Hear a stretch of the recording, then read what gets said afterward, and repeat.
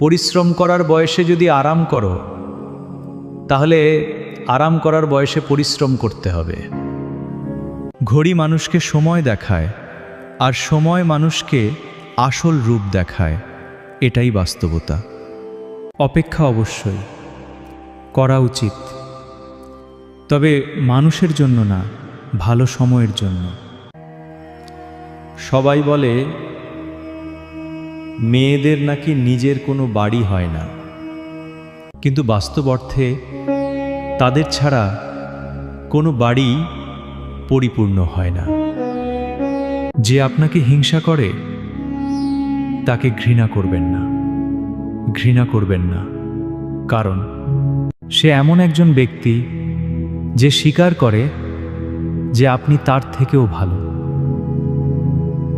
কথাগুলো সত্য মনে হলে শেয়ার করে দিন প্রিয়জনকে, কমেন্টে লিখুন রাধে রাধে।